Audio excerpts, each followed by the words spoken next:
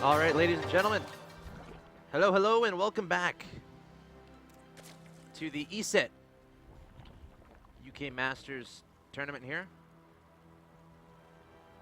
I lost my bracket. Dang it. My bracket has gone missing. Okay, hold on. Let me try to find it. Bracket, where are you? There you are. Eset Masters. S2 SF number 2. Okay. MMA versus Dana is what you're watching. The top right-hand location of ESL Frost in game number 2, currently down 0-1. Went for a lot of heavy aggression play in the early stages, in the mid-game stages against MMA in game 1. MMA was able to hold it off. So let's see if he changes his strategy and goes for a more macro-oriented style and tries to face off against MMA in the late game. He is Dana.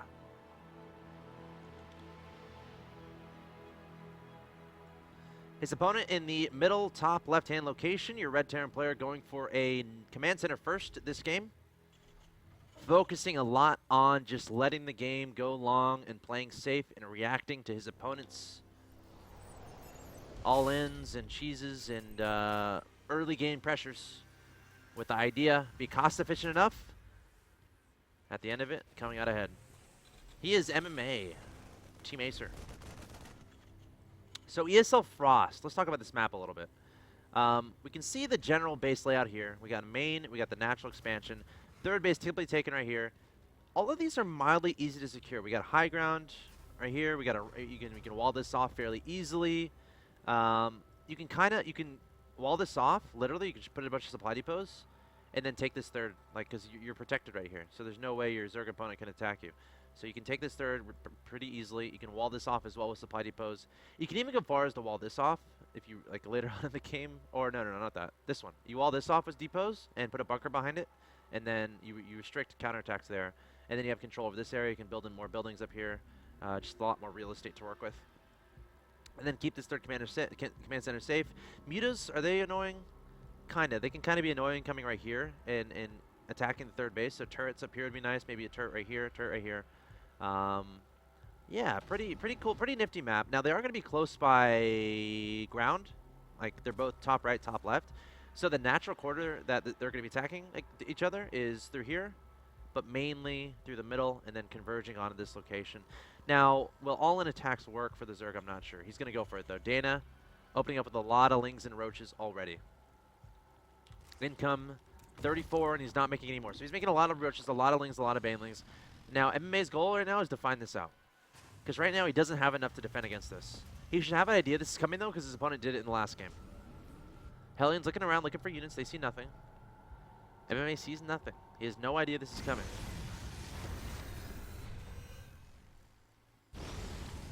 He has no idea. If he knew about these lings, that'd be good. Okay, here we go. He's looking. He's looking. Let's see how he reacts. There we go. Okay, sees 5 roaches. Sees 6, sees 7, 8, 9, 10, 11, 12, and now he knows exactly what's happening. So immediately, 2 bunkers going down. We got 2 barracks constructed right away. 2 engineering bays are not down, so he's actually cutting out the 2 engineering bays so he can have more units, even putting on a bunker on the high ground. Widow Mine's coming out here. So that shows how he was kind of expecting this. You'd rather have Hellions at this point, but getting the two Widow Mines because he knows a potential attack is coming. Going to start burrowing those. Here we go, the Banelings coming out, the Widow Mines are down. Does Dana know about these Widow Mines? The Banelings might get shot by them. No, nice, pulling the roaches up, trying to absorb that damage for the Banelings. Now, Dana coming forward, trying to explode in the natural expansion. 2 more Banelings coming up. SCVs need to stay alive here. Bunkers need to stay alive as well. Banelings looking for those SCVs, getting some more kills, but is this going to be enough here for Dana? The Widow Mines are still alive. There's no way to kill those unless the Banelings detonate onto them, doing a little bit of damage to one of those Widow Mines. The other Widow Mine still very much alive, only with 20 HP though, and now going to start charging into the main base, but a lot of Widow Mines on the field. MMA has a bunker on the high ground as well, shoving this push away. Dana realizing this, he's like, all right, let's make drones. So going for this early attack, and behind this, making drones.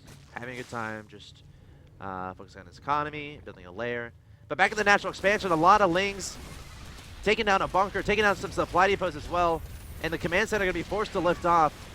And MMA is trying to get rid of this. He's going to try to slowly start pushing down to the bottom. But Dana adding on a couple evolution chambers here, focusing on those drones, just going for that attack to kind of scare his opponent and get as much damage as possible. Now the question is, where do we stand? Income, was that worth it? That's the big question. Was that worth it? Actually, he's not done. Still, oh no, that went terribly wrong. 11 kills on that Widowmine. So the idea there was Dana was trying to peel a Ling away and then pulled his other 12 over here, and that didn't quite work out. The Ling that pulled away did not do his job of absorbing that shot, and the shot took out about 12 Lings. Now the good news is Dana is restricting MMA to these 2 bases, and the upgrades aren't as crazy as they were last game for MMA.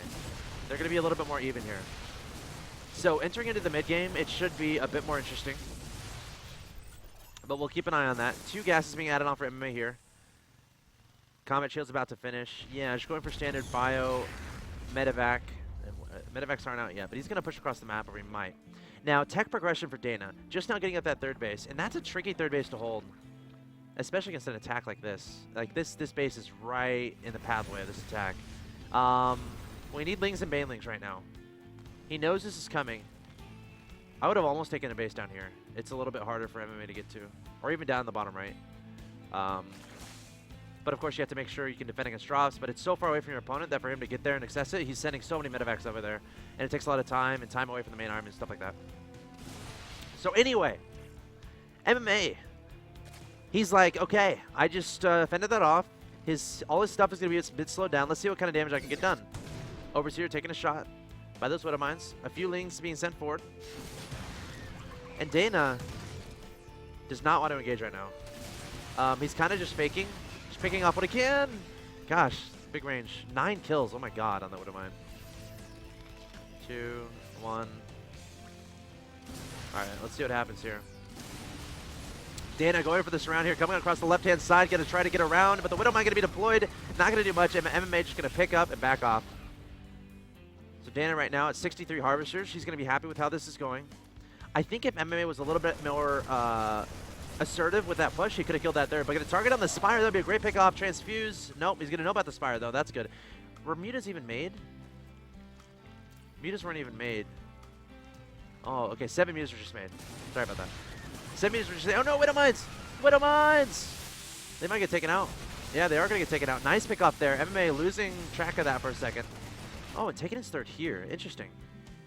I guess he's scared about mutas and attacks from the high ground right here. That might be it. MMA still coming forward, but this is going to get cleaned up. Yeah, this push will get cleaned up.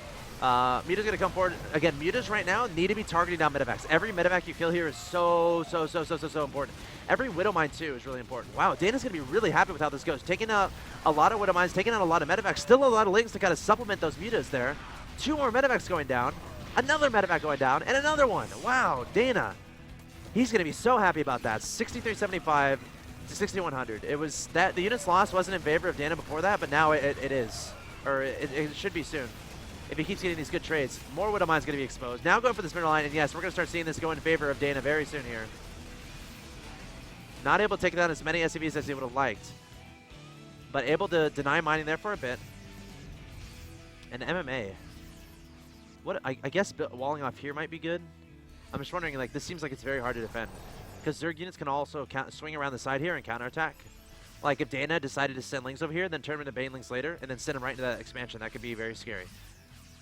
Very scary indeed. All right, we got mutas heading on into the main base here from Dana. Trying to track down these SCVs, and there we go. Units lost, it's getting there. He's getting there. He's getting there. And now he has the lead in units lost. Wow, Dana taking MMA off guard with these mutas. Look at how much damage these are doing. SCVs. See you later. Turret going to be made, but now going to swing over to this base. Okay, there's a turret there. Some Marines stepping forward. Needs to back up. Ouch. And then units lost back in favor of MMA there. Just like that. Don't want to lose these mutas for free. Production tab. We got 2-2 on the way out of Dana. We also got +1 flyer attacks. Meanwhile, so similarly timed upgrades here. Very even game we have in our hands. Very even game. Got about 5 barracks, a factory, a starport, 2 engineering bays, and an armory. Another factory added on so we can get drilling claws. Very nice indeed. I like that. Clearing out this overload so you can expand there. Uh-oh. Dana's angry. Widowmine's going to burrow down. Got to be careful. Going to peel away some of those units, trying to absorb some of the Widowmine damage. Oh, almost friendly fire onto the medevacs. Don't want to make that mistake. So those medevacs so low in health. Mutas trying to chase after him, but more Marines coming forward, stimming up. Now, medevac count is only 4. If MMA has kept his medevacs alive, he'd be at like 6 or 8 right now. So Dana's going to be happy about that. 2-2's going to finish. Now, what additional, where else is he going? He's taking the space on the bottom right-hand side. But as far as like Infestation Pit, are we going to see that? Are we going to see, okay, the Spire, obviously we have that, but you need Infestation Pit so you can go to 3-3, right? The 2-2 from MMA is done, and his Armory is done too. So MMA can go into 3-3 anytime he wants right now. Anytime MMA feels like it, he can go for 3-3. And that all of a sudden starts like a timing window that he's going to love. Now, which means Dana is going to, he's pretty much investing everything into 2-2, Lings and Banelings, and Mutas. So he kind of has to win here. Now, can MMA identify this? MMA could scan the main and see that there's no Hive and kind of identify that. That's a good way to identify something like that happening. So here we go. Dana has to make this work. Must get a convincing engagement. MMA going to try to split up those units. Remember, not as many medevacs as he had before. Bailey's trying to get those detonations, splitting some back up, trying to make those Widowmines take shots on those stray units and not on the massive units. And the Overseer is getting a lot of damage done. Dana up 150 to 108 in supply, closing down on MMA. MMA desperately trying to get his forces together. Marines sprinting into those bunkers. Medevacs trying to power them forward as well. But it looks like Dana getting very cost-efficient trades. Don't want to overextend, though. And remember how kind of invested Dana is into this. Infestation Pit only just now finishing. Hive should be starting momentarily, but think about how delayed that is. Think about how delayed this Hive will be once he starts it. He can start it anytime he wants now. Because the 3-3 is already underway. So once that 3-3 finishes, MMA is going to be super happy, comfortable, happy. Needs more medevacs, though. It's going to be really important. Only 1 medevac, so needs to start remaking those as fast as possible. As fast as possible. Let's see here. A lot of gas being used on Banelings there. There's the Hive. Again, 19 minutes. It's a really late Hive. Dana's kind of in between strategies here. Unsure, like, these trades are going good enough where... Oh, whoa, whoa, whoa. Ling's coming forward. Wow, that was so smart. So he sent the Lings forward to surround the Marines, and then, oh, that wasn't good, though. 13 kills. I kind of want to explain what happened there. Oh my god, 13 kills, 8 kills. These Widowmines doing so much damage. Oh gosh, and a great shot on those Mutas too. Okay, Dana is so close to having an amazing engagement, but we'll talk about that in a second. Meanwhile, we have a drop here at this base. This hatchery will fall unless Dana can come over here to defend this, but MMA is going to use this distraction to set his units across the field, get a position just outside his opponent's third base. And MMA is going to back up. Okay, Marines and Widowmines being sent forward here. Baneling's going to try to go for the flank, but I don't know if it's going to work. The Baneling's trying to get those detonations. A lot of Widowmines here. He's wanting to get those Widowmines to do friendly fire onto the Marines, and it's working. Really cool strategy here from Dana. Can he hold this up? It looks like he will. He needs Overseers here. Adrenal Glands just now starting 3-3. Does he have enough resources for that? Mute is going to try to close this out. Targeting on medevacs would be good. Widowmine still getting some more good shots out, but more Marines coming forward here from MMA, and Dana is going to have to back up. Making 20 Lings in production. Nothing but Speedlings in that production tab. Overseers coming forward to clear out those Widowmines, and MMA still surging forward to this third base. Marines trying to take out those Lings and Mutas, but oh, the Mutas do not want to be engaging. Dana get a GG. MMA has too much. MMA has way too much. And what another awesome game. MMA going to take the 2-0 victory there over Dana. So many situations where MMA, let's see, Dana had some very solid engagements, and I feel like if Dana, yeah, he had some really, like, look at that army right, let's see, let's look at, what do we want to look at? Yeah, look, it's so even throughout here. What do I want to look at here?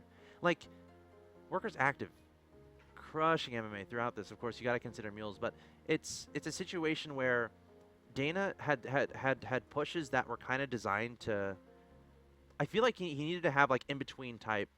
I'm trying to explain this properly. Where these pushes he was doing, these pressures were so good and they were working, but he was either thinking that he could kill his opponent or just thinking that he wasn't necessarily thinking late game that much. So if like during those attacks, he decided to go for attacking a little bit faster, like making drones a little bit faster, not making that last round of Speedlings, he could set himself up a little bit better for as the game went along. So very interesting game there. MMA taking the 2-0, guys. We're going to take a quick break, and we're going to get right into another match. It looks like it's going to be Hero Marine versus KRR. Don't go anywhere.